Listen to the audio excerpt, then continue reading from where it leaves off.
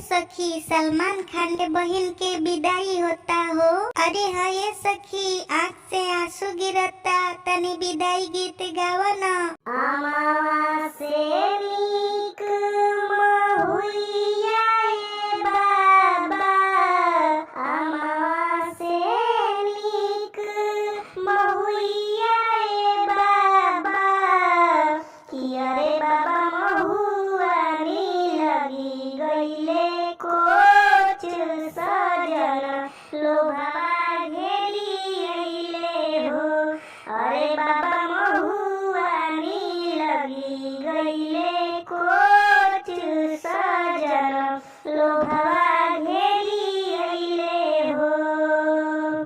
कोठा के ऊपर कोठरिया ए बाबा, कोठा के ऊपर कोठरिया ए बाबा, अरे बाबा महुआनी लगी गईले कोच सजन लोभा घेरी अइले हो।